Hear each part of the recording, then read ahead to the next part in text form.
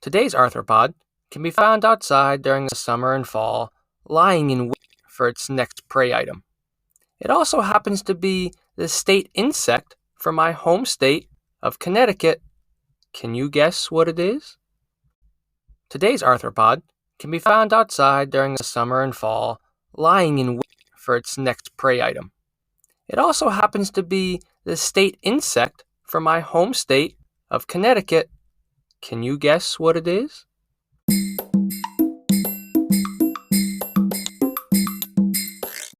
Today's adventure takes us to the world of the European mantis.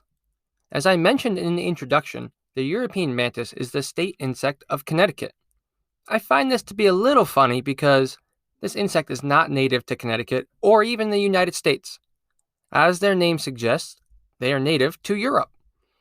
From my research, it appears that this mantis species, which is one of over 2,000 in the world, was brought to the United States somewhere between 1899 and the early 1900s. It appears that the first introduction of the mantis was accidental, but it ended up being somewhat beneficial. You see, it was during this time that gypsy moth caterpillars were wreaking havoc all over the place. The moth's larvae, or caterpillars, were ravaging over 300 different species of trees here in North America, leaving many of them without leaves, which can have a huge impact on the way a tree grows. Once the European mantis made its way here, it almost immediately started to feed on these caterpillars. This made a lot of people very happy, as the gypsy moths were not well liked for obvious reasons. I did read contradicting points that spoke about the benefit of this mantis and about whether or not it did a great job destroying or eradicating the gypsy moths, as these arthropods are just as well to eat their own kind as they are to eat anything else. Their scientific name is Mantis religiosa. The name mantis was taken from the Greek word for diviner or prophet. This is a nod to the manner in which the mantis sits, with its hands folded almost like it's praying, which also plays into its common name, the praying mantis. Again, I said hands folded, but I hope you understand it's an insect and doesn't have hands. The second part of its scientific name, religiosa, translates to religious or pious, which again is a play on the posture of this stoic arthropod. These are truly one of my favorite creatures, and I'm willing to bet that we will even debunk a few myths along the way. But first, let's get to those beautiful looks. They are typically bright green in color, but can also range into different shades of green and brown. They can grow to reach upwards of 6 inches or more, and would fit nicely in the palm of your hand. When we get to the rest of their body features, you'll be able to tell that this arthropod was made for the kill, meaning that it is a ferocious predator with many defining characteristics that make it very adapted for eating other arthropods.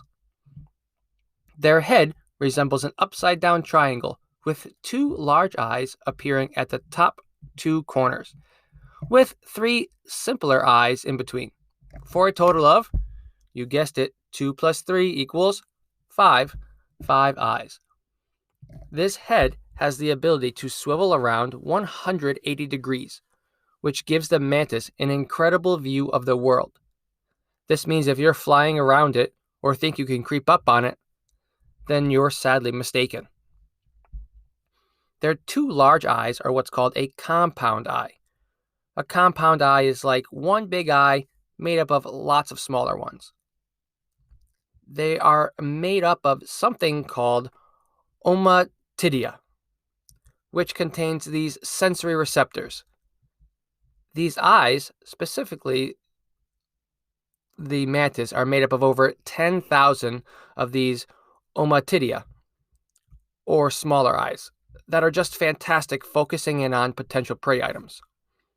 This amazing eyesight is just one of the many great features that make the European mantis a formidable hunter. As most insects do in their adult stage, they have 6 legs, but the first pair have been adapted to grab and snatch things, while the second 2 pairs are used for moving around.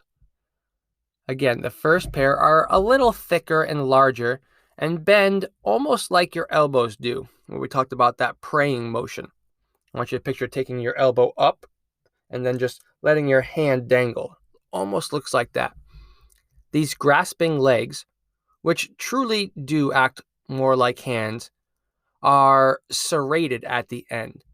Think like a bread knife or sharp points, jagged little edges hanging out. On the mantis, these are called tibial spines, and they are wonderful if you're trying to snatch something out of the air and hold it in place while you eat it alive, typically from the head down. Now, these legs will extend out, so I want you to picture pushing your elbow out, your hand straight, and then bringing that tibial spines, crunching it right down, right through the other arthropod's exoskeleton. Their thorax is skinnier, which tapers out to a much larger abdomen. It's here where you will want to look if you're trying to figure out the sex of the mantis. The abdomen will be a dead giveaway if it's a male or a female. This was something new that I learned.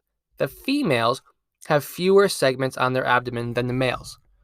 Females will have 6, while the males will have 8. The last segment on a female is also much larger than that of the male. It is easier to see this difference when they are much older in their instars, which we'll get to, and especially when they're adults, it's much easier to see. They are also the proud owner of an ear. I know it sounds strange, and it's going to get a little stranger because it's not located where you might think. You see, this ear is actually located just above the bottom pairs of legs. From what I could find, it appears the ear does not hear very well, and it's not exactly understood how it's used. But if a potential prey is close enough, they might be able to hear it.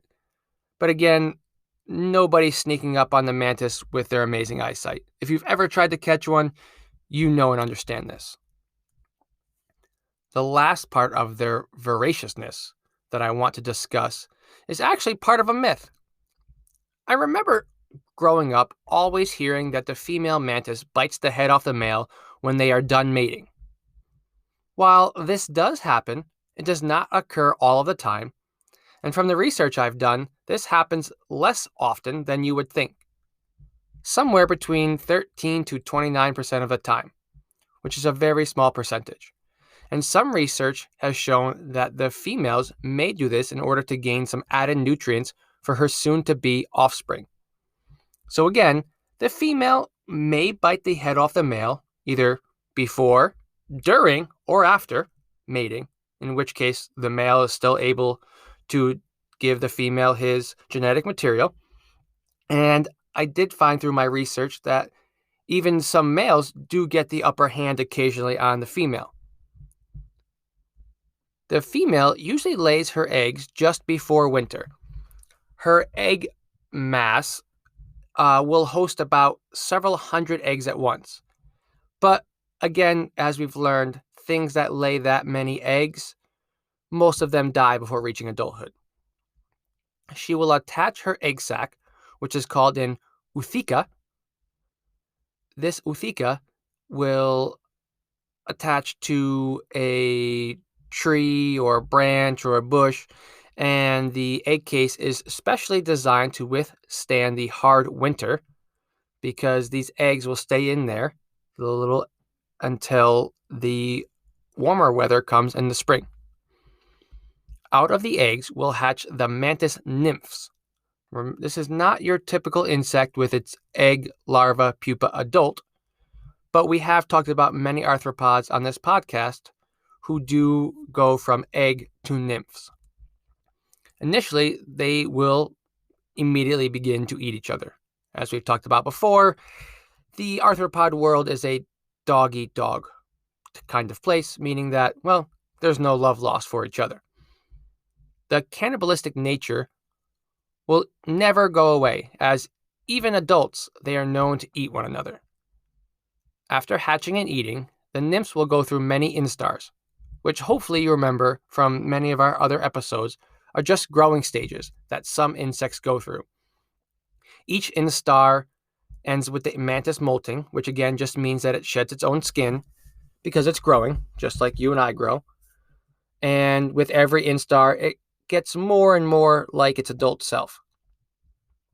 Once they have gone through their instars, they will have reached adolescence, where they will still molt until reaching adulthood towards the beginning of the summer. Remember, they hatched in the spring when it's warm. Although the molting is less frequent at this time, regardless of their size during adolescence, they are vulnerable while molting, as they are not able to move as quickly or get away from potential predators. And when something is freshly molted, if you remember back to our blue crabs, their exoskeleton is very soft. Once they have become an adult, their life cycle will start over.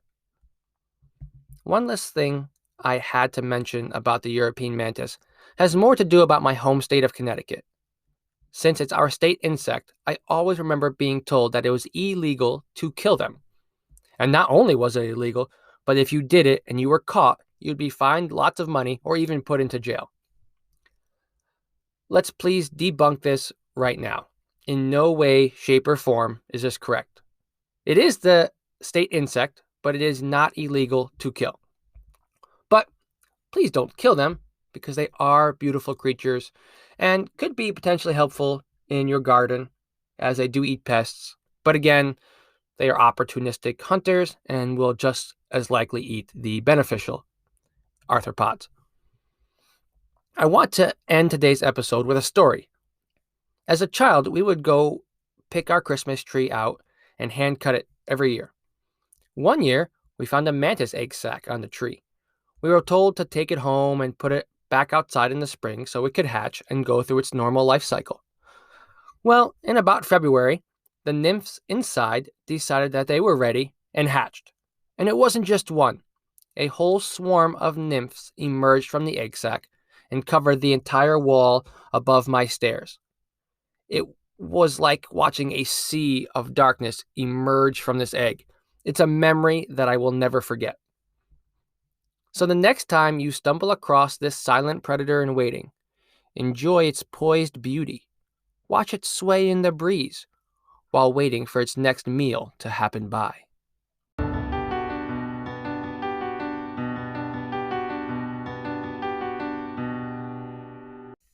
I hope you enjoyed today's episode.